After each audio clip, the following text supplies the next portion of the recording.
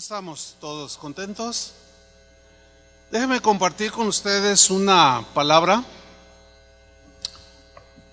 que tiene que ver con lo que estamos aquí reunidos. Quiero hablar un poco acerca de la Navidad en familia, pero quiero enfocarlo sobre un tiempo de reconciliación. Es decir, Navidad en familia, un tiempo de reconciliación. Independientemente de la controversia que se genera cada año, en donde muchos discuten acaloradamente si los cristianos debemos o no celebrar la Navidad. Bueno, aquí en Casa de Oración nosotros tenemos la libertad de hablar del nacimiento de Jesús, independientemente de la fecha. La fecha en realidad es lo menos importante. ¿Cuántos dicen así es?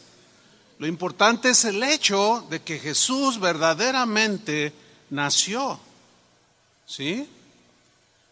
La fecha es totalmente intrascendente, pero el hecho histórico es el que trascendió.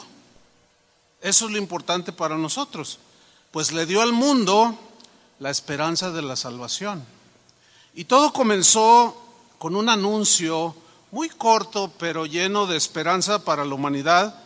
Dice el Evangelio de Lucas que había pastores en la región que velaban, guardaban las vigilias de la noche sobre el rebaño, y de pronto, dice, se les presentó un ángel del Señor.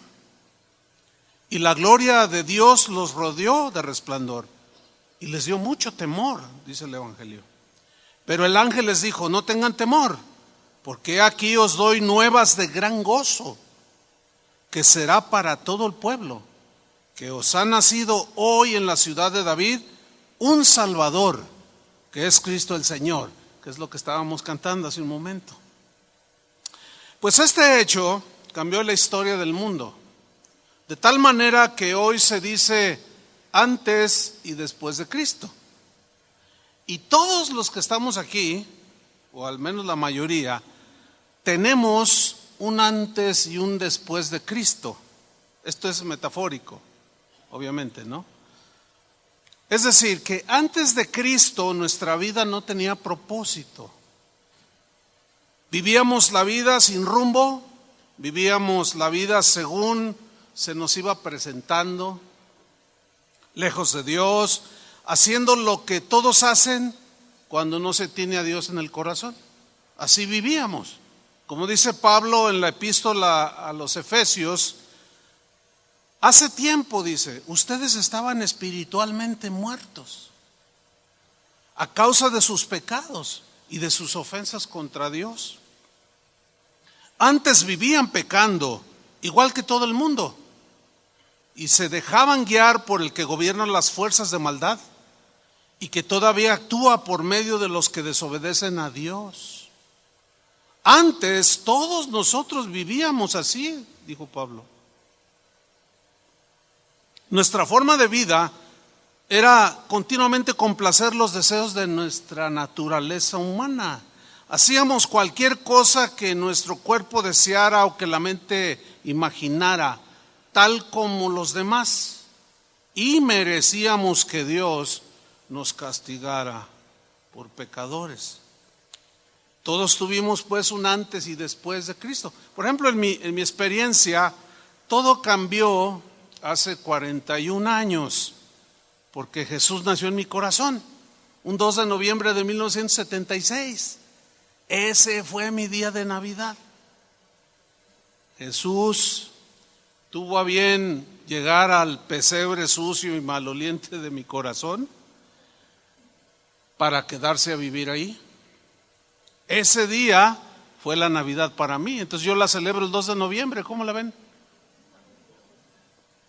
Ese día todo cambió. No sé cuál haya sido tu experiencia o cuándo o el día.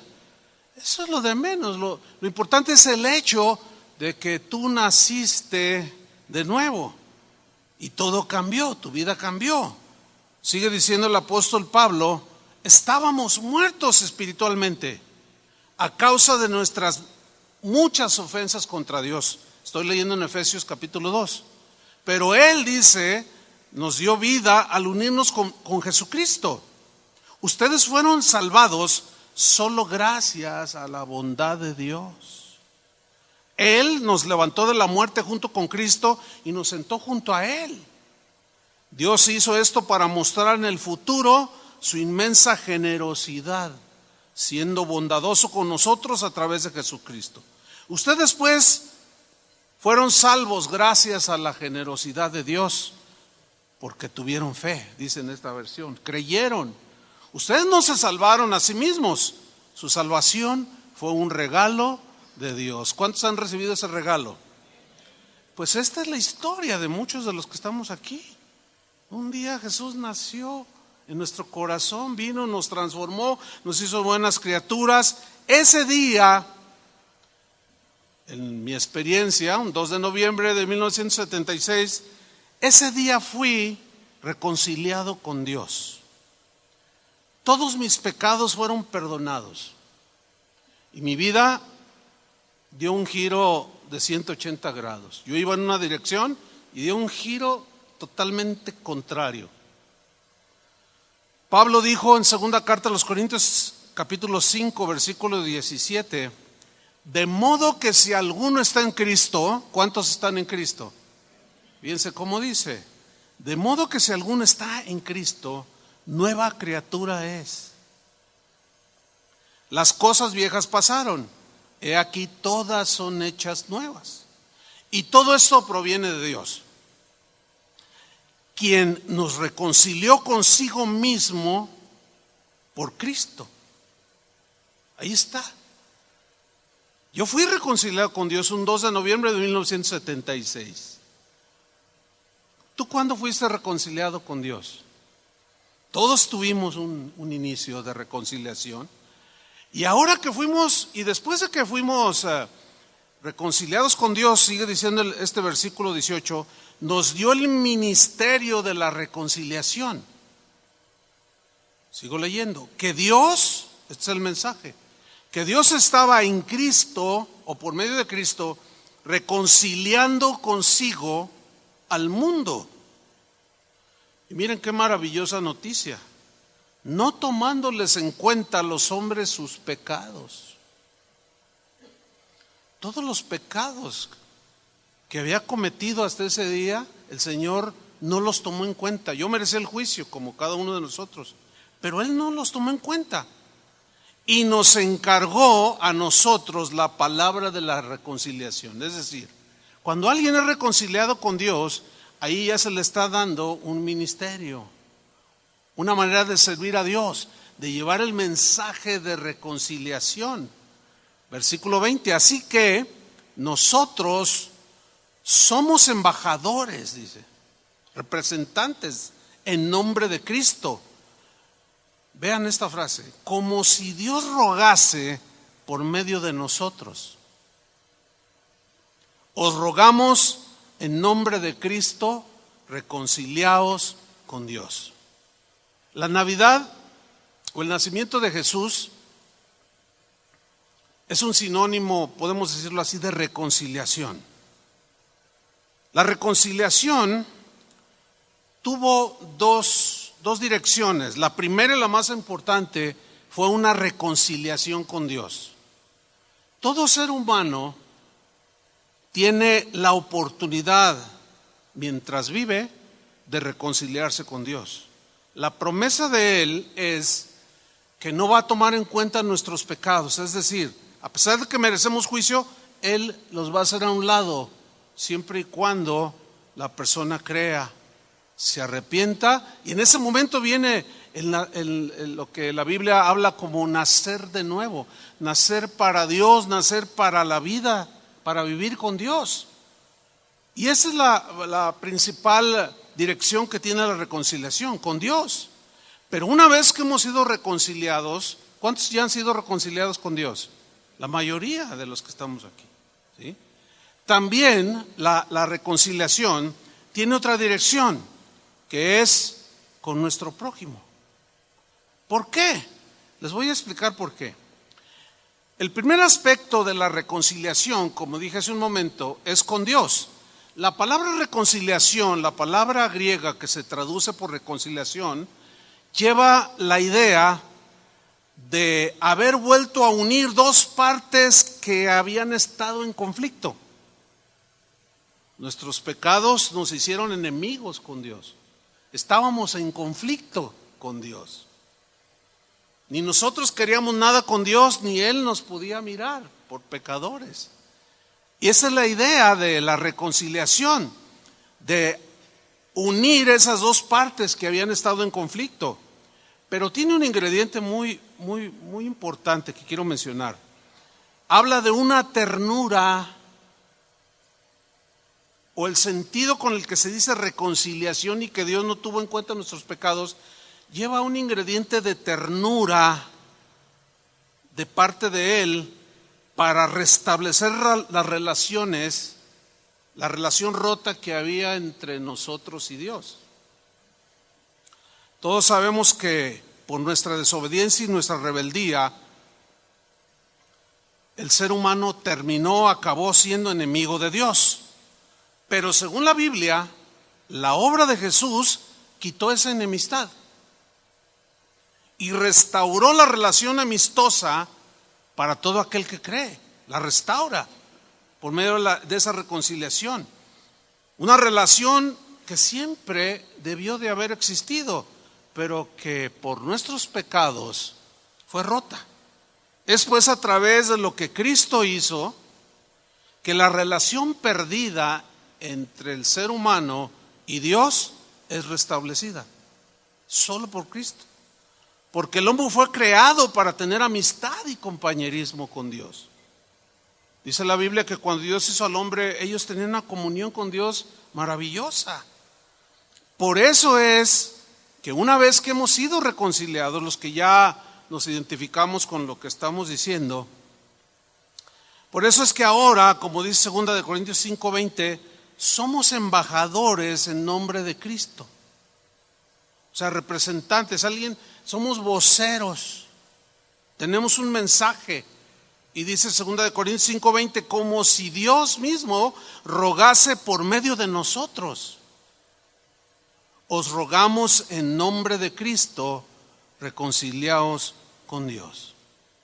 Si hubiera aquí alguna persona o algunas personas, yo sé que están entendiendo perfectamente el mensaje, pero quizás no están reconciliados con Dios. Han oído de Dios, conocen algunos aspectos de la historia de Jesús, pero en realidad no ha habido un arrepentimiento genuino, no hay una relación con Dios. Porque si yo les preguntara, ¿cómo está tu relación con Dios?, ¿qué me responderían? Algunos responderían sin duda, está bien, Dios es mi amigo, yo hablo todos los días con Él. Otros quizás digan, no, yo nada de nada. Bueno, como representante, como un vocero de parte de Dios, yo te traigo el mensaje de reconciliación. Reconcíliate con Él. Haz las paces con Dios. Alguien puede preguntar, ¿y cómo me puedo reconciliar? Cree al Evangelio, arrepiéntete, cree en el Evangelio con todo tu corazón. Confiesa con tu boca que Jesús es el Señor, Él va a borrar tus pecados. Es un mensaje tan sencillo. Así dijeron los ángeles a los pastores que leímos al principio. Os ha nacido hoy un Salvador. Él salvará a su pueblo de sus pecados, limpiará, perdonará a su pueblo. Esa es la manera en que el ser humano se puede reconciliar con Dios. Nosotros no tenemos que hacer absolutamente nada más que creer. Toda la obra la hizo Él. Ahora bien, una vez reconciliados con Dios, la palabra katalasein, que es la palabra que se traduce por reconciliación, hay un derivado que es la palabra griega sunalasein, o sea, son relacionadas, ¿sí? Pero aquí es donde viene la otra dirección en la que Dios ahora espera que nosotros no tengamos relaciones rotas con nuestros prójimos. Y esta palabra sunalasein se refiere a la restauración de una amistad rota o de una relación con algún familiar, con algún prójimo, que en este momento está rota, está desquebrajada por algo que sucedió. Suceden muchas cosas. Pero esta palabra que se traduce aquí que alude a esa dirección hacia el prójimo, también tiene un ingrediente muy importante en el griego, es un ruego. Así como dice que los voceros rogamos en nombre del Señor, reconcíliate con Dios, también el mismo vocero, puede ser tú, en este caso yo soy, ruega que se restaure y se normalice cualquier relación rota que haya sido interrumpida por algo que pasó entre dos o más personas. Por ejemplo, el matrimonio. Esta reunión es para matrimonios, hay puros matrimonios aquí. Y está lleno el lugar, gloria a Dios. En primera carta a los Corintios, capítulo 7, versículo 10, dice Pablo: pero a los que están unidos en matrimonio, así como todos vosotros, ¿sí? Dice, mando no yo, no es un mandamiento mío, dice, sino es del Señor. O sea, habla cuando hay problemas en el matrimonio, que se rompe, se enfría la relación o se desquebraja. Dice, es un mandamiento del Señor, que la mujer no se separe del marido. Que no se separe, que tenga confianza en que Dios puede tratar con él. ¿O creen que Dios no puede? Dice que la mujer no se separe del marido. Está hablando aquí de separación, y cuando hay separación es porque hay problemas. ¿Y qué matrimonio no tiene problemas? Pero hay una instrucción aquí. En el versículo 11, si las cosas se ponen muy difíciles, fíjense cómo Dios entiende estas cosas también, y dice, y si se separa, que no es su voluntad, pero a veces las cosas se ponen tan difíciles. Miren lo que dice, hay una versión que dice, y si se llegara a separar, quédese sin casar. Y luego añade ese derivado, sunalasein, o reconcíliese con su marido. Ahí está mencionando ya una reconciliación, no es la reconciliación con Dios, en este caso con el esposo, o puede ser al contrario, con la esposa. Y que el marido, dice, no abandone a su mujer. Porque cuando arrecian los problemas, la primera reacción de los esposos o las esposas es pues huir de la situación, porque es muy desagradable cuando hay problemas, y aunque hay problemas muy difíciles, aún así el Señor aborrece el divorcio.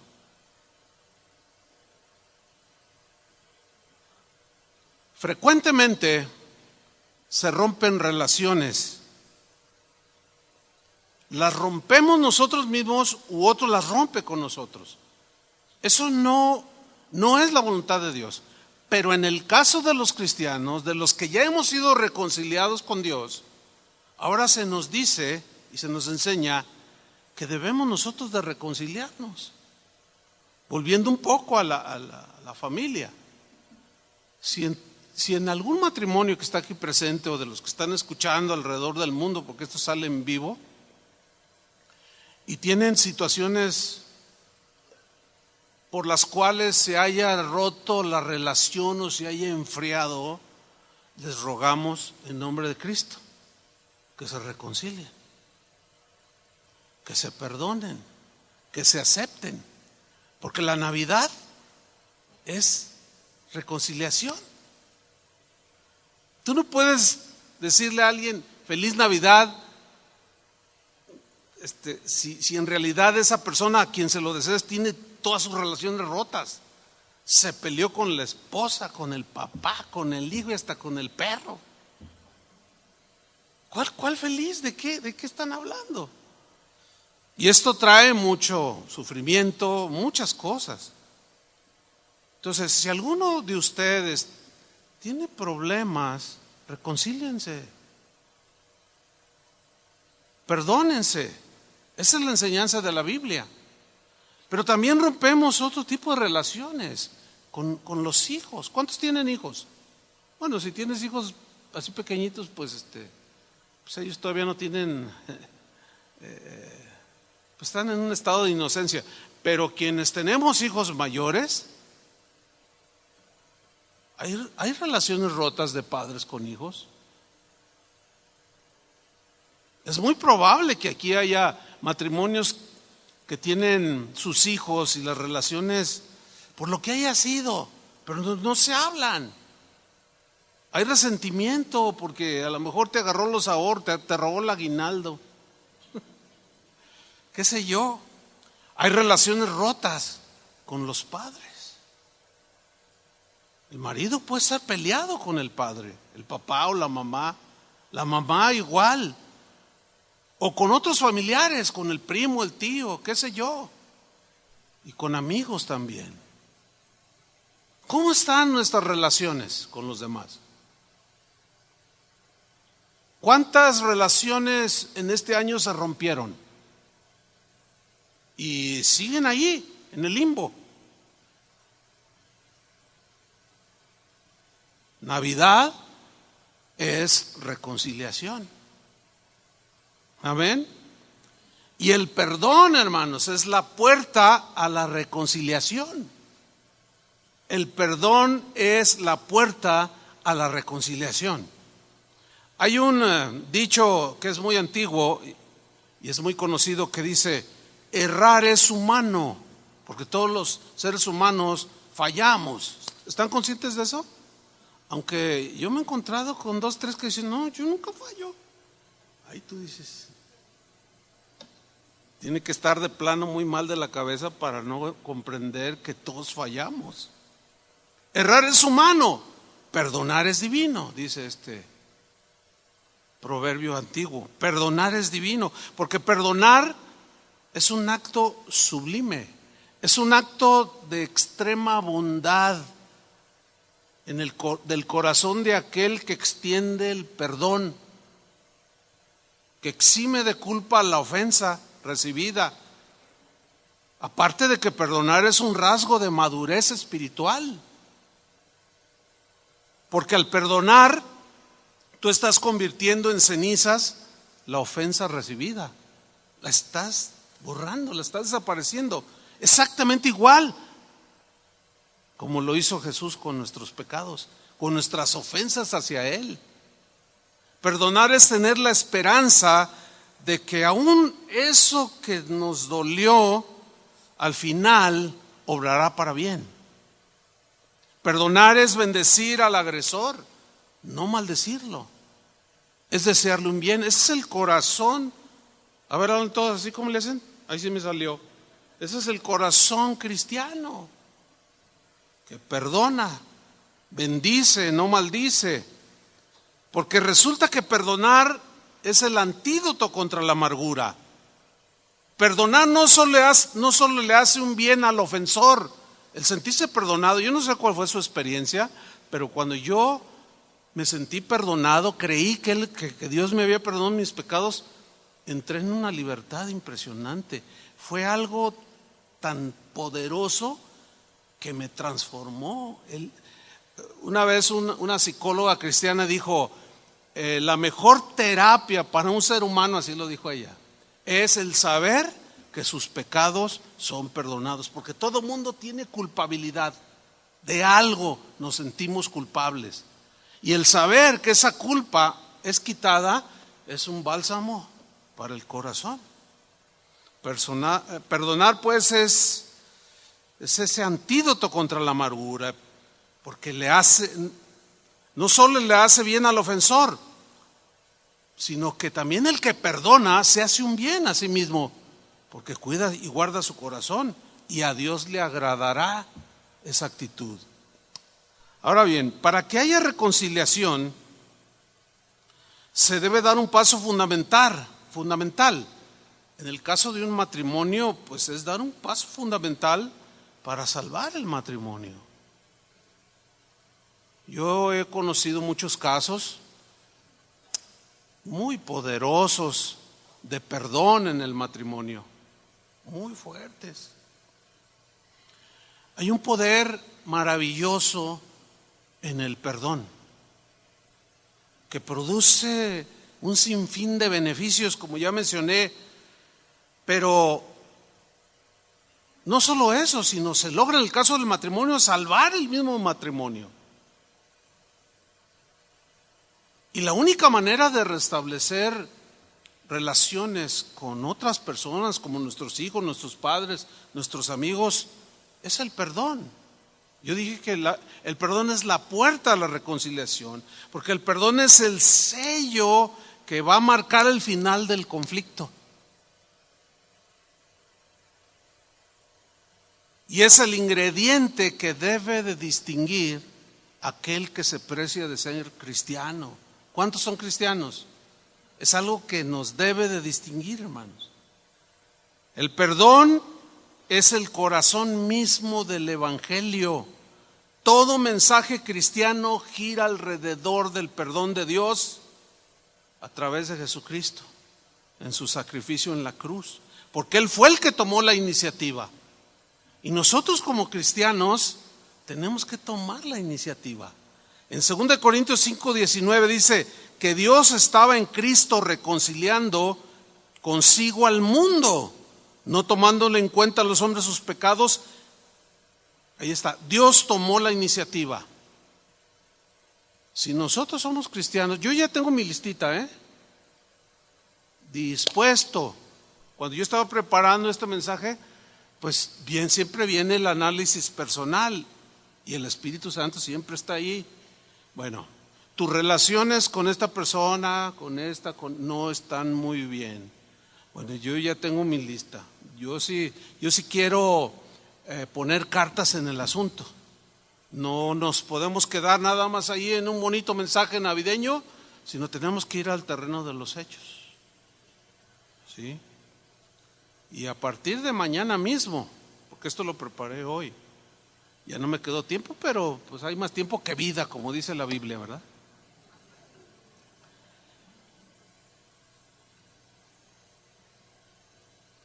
Jesús, para irnos al final, Jesús usó una parábola conocida como la parábola de los dos deudores para ilustrar el perdón que recibimos de parte de Dios.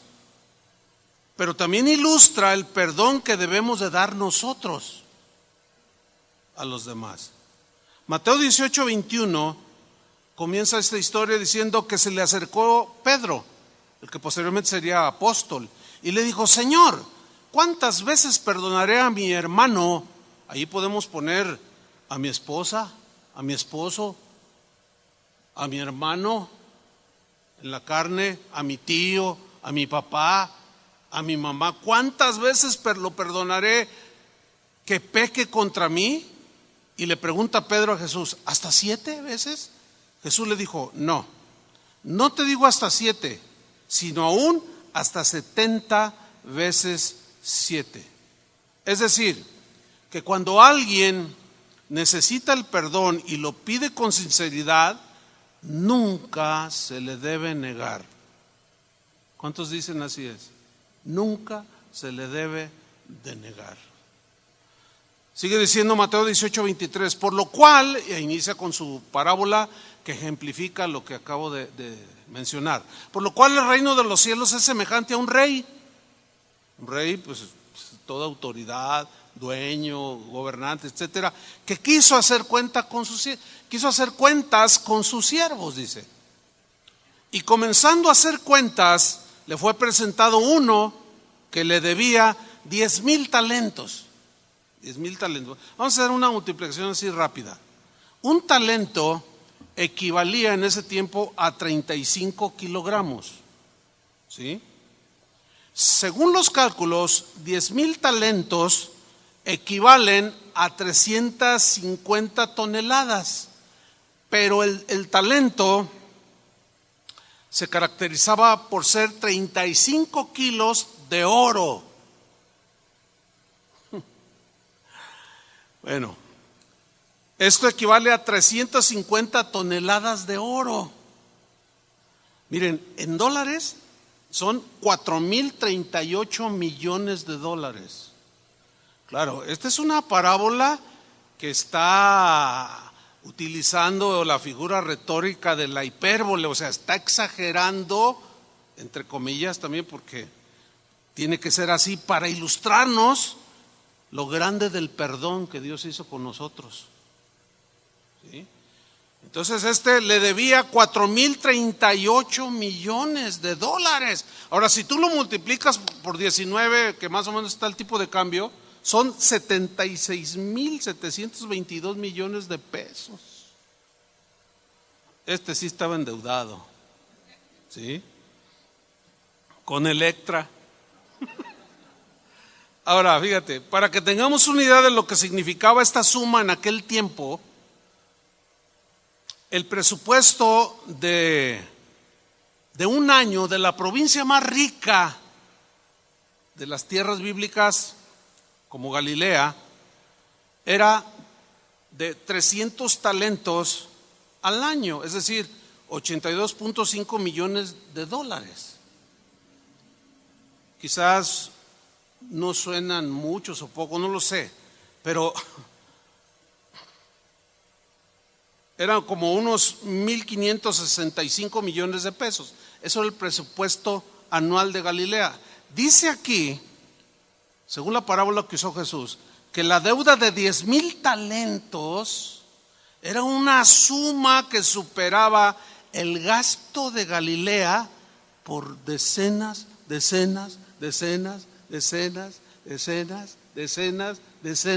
de años. En otras palabras, era una deuda totalmente impagable. Así estaba ese siervo. Sigue diciendo Jesús en su parábola. A como no pudo pagarle, ordenó su señor venderle, y a su mujer e hijos y todo lo que tenía, para que se le pagase la deuda. Entonces aquel siervo postrado le suplicaba, diciendo: Señor, ten paciencia conmigo y yo te lo pagaré todo. ¿Ustedes creen que podía pagar? Ni naciendo 100 veces. Con todo el dinero que podía ganar, era una deuda totalmente impagable. Ahora fíjate el versículo 27. El señor de aquel siervo, movido a misericordia. Ahora, ¿quién tipifica ese rey que fue movido a misericordia? Pues a Dios. ¿Por qué? Porque le suplicó que lo perdonara. Y como sabía que era impagable, merecía la muerte. Era imposible pagarle, pero fue movido a misericordia por el ruego de que le perdonara. Dice, y le soltó, dice, y le perdonó la deuda. Qué tremendo, qué tremendo. Pero luego veamos la reacción de cuya deuda impagable fue totalmente anulada y puesta en ceros. Jesús en su parábola dijo: pero saliendo aquel siervo, halló a uno de sus consiervos, o sea, a uno igual a él, que le debía 100 denarios. Y haciendo de él, esta palabra asir de él, en el griego significa tomar del cuello, o sea, lo agarró así, mira. Cuando lo miró, lo agarró, haciendo de él, le ahogaba. Empezó a ahorcarlo, diciéndole: págame lo que me debes. Bueno, un denario eran 4 gramos de plata y equivalía al salario de un día. Si lo ponemos en nuestros números actuales, son aproximadamente 80 pesos diarios de salario por un día. Bueno, 100 denarios serían 8,000 pesos. 8,000 pesos.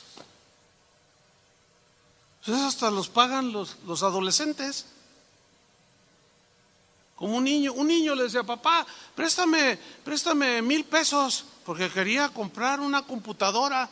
¿Y para qué quieres tanto dinero? Pues es que quiero comprar algo, he estado ahorrando. Compró el papá le dijo, ¿cómo te voy a dar semejante cantidad? Y el niño se fue todo agüitado, todo triste. Y dijo, bueno, a lo mejor, oye hijo, ¿ya te dormiste? No, aquí estoy, despierto todavía. Bueno hijo, un poco con remordimiento, aquí están los 1,000 pesos. Dice, ya costé para mi computadora de 15,000 pesos. Un niño. Y no era capaz de perdonar una deuda de 8,000 pesos. Versículo 29, entonces su consiervo, postrándose a sus pies, le rogaba, exactamente igual como lo hizo él. Le rogaba diciendo, ten paciencia conmigo y te lo pagaré todo. Esta deuda sí era pagable. Mas él no quiso, sino fue y le echó en la cárcel hasta que pagase la deuda. ¿Cuál misericordia? ¿Cuál nada? Se le olvidó el gran perdón que había recibido del rey. Y él no fue capaz de perdonar una deuda pequeña. 31, viendo sus consiervos lo que pasaba, se entristecieron mucho, como diciendo, no he entendido. ¿A quién se le ocurre tener semejante reacción después de habérsele perdonado semejante deuda? ¿Cómo es posible que él no sea capaz de perdonarle 8,000 pesos?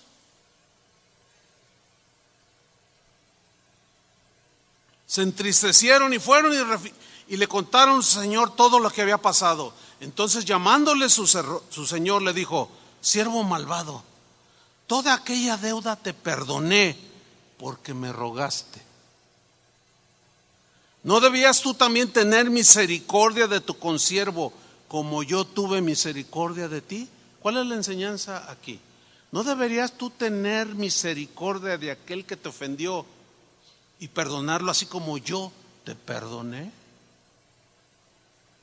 Por eso es que Navidad, hermanos, es un mensaje de reconciliación.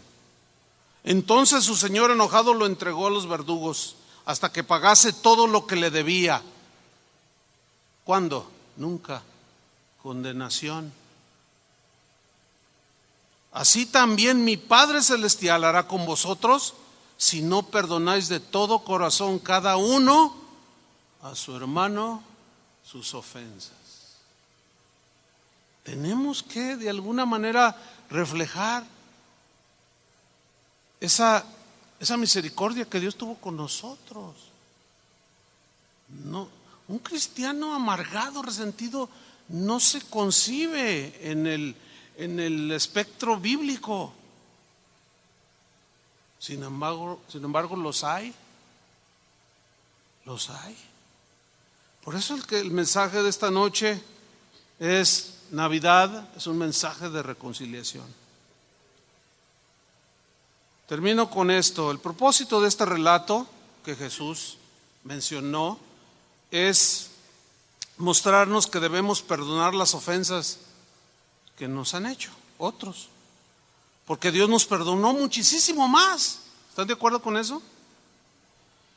Jesucristo pagó la deuda de un alto precio con su sangre derramada en la cruz para perdonarnos y reconciliarnos con Dios.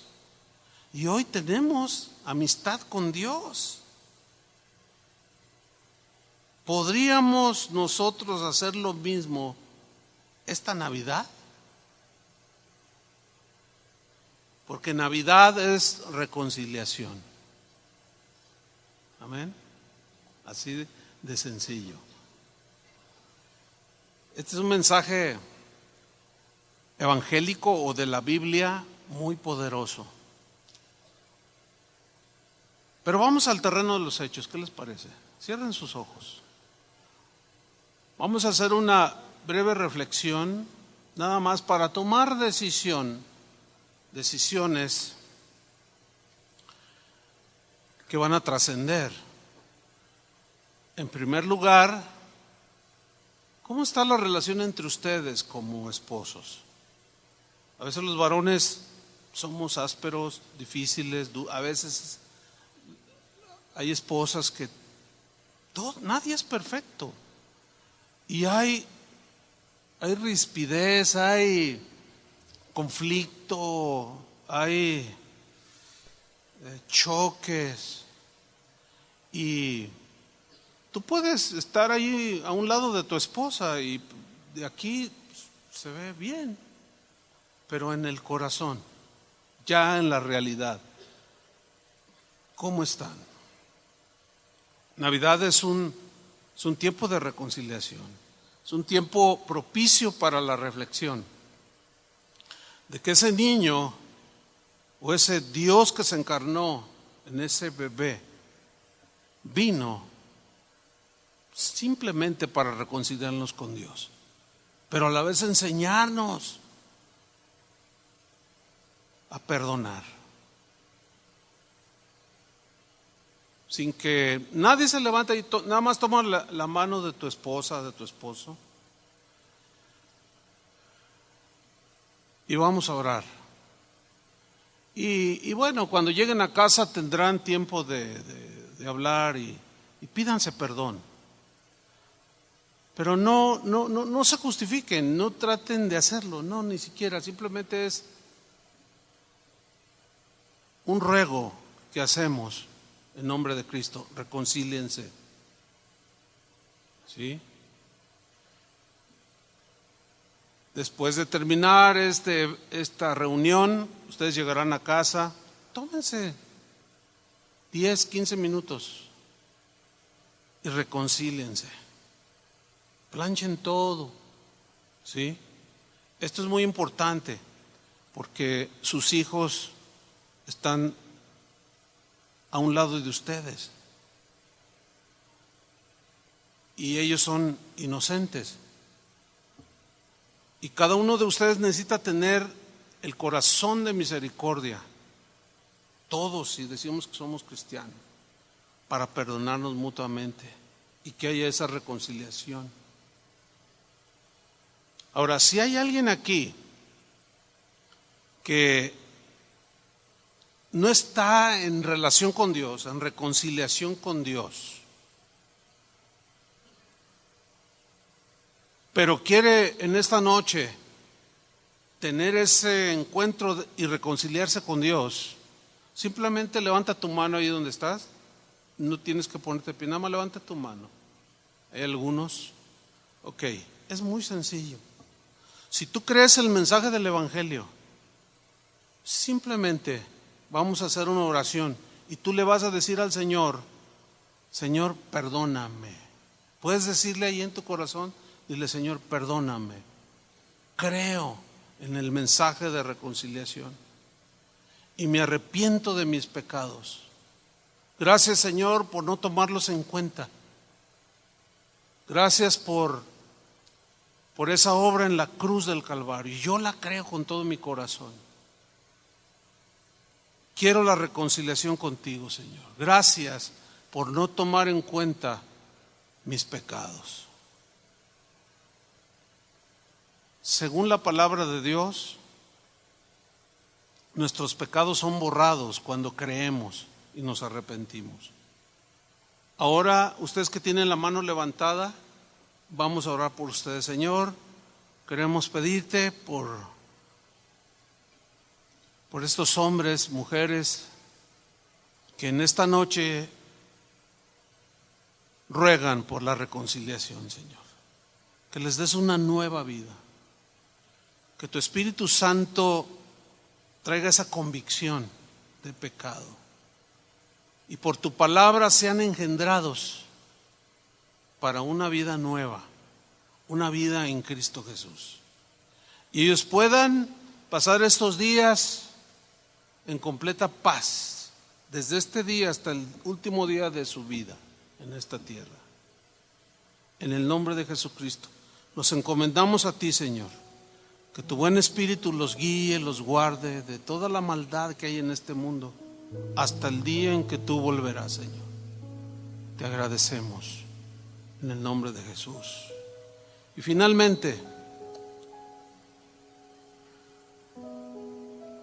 un minuto nada más. Finalmente, ¿Cómo están tus relaciones con tu papá, tu mamá, un amigo, un familiar? Bueno, si tú eres cristiano, algo tienes que hacer. Algo tienes que hacer. No te puedes quedar así nada más después de haber recibido semejante perdón de esa deuda. No puedes decir, no me importa que no me hable. Quizás tú fuiste el ofensor. Pero así como Dios tomó la iniciativa, tú podrías hacer lo mismo. Pero es una cuestión de decisión. ¿Sí? O sea, tú decides. Tómate tu tiempo allá en tu casa, cuando estés a solas con el Señor, en tu tiempo devocional. Agarra un papel, un lápiz y escribe ahí. Sí, con mi hermano, puede ser un hermano de la carne, sí, con mi papá, ni siquiera nos hablamos, qué sé yo. Pero tenemos que pasar del terreno al terreno de los hechos. No podemos quedarnos así. De otra manera no tiene sentido. Y solamente así es como nosotros podemos reflejar a Jesús en nuestro corazón. Así es que cada uno hace su lista. Oremos. Señor, hacemos una reflexión para tomando una decisión, para buscar reconciliación o simplemente pedir perdón o perdonar. Quizás es algún amigo, alguna amiga, algún familiar, algún hijo, algún pariente, que la relación se rompió, se hizo añicos pedazos y ya no hay comunión, pero necesita haber perdón. Y en este momento, Señor, pedimos que tu Espíritu Santo nos traiga a la memoria aquel o aquellas personas que hoy ya no forman parte de nuestras relaciones. Tantos años de amigos y por una tontería a veces. Pero, Señor, que tu Santo Espíritu nos recuerde, nos confirme y nosotros tomamos la decisión. Porque Navidad es un mensaje de reconciliación. Como si Dios rogase por medio de nosotros, reconciliados con Dios y con vuestro prójimo. En el nombre de Jesús. Amén. Amén. Que Dios les bendiga. Denle un aplauso al Señor. Él es fiel. Gracias.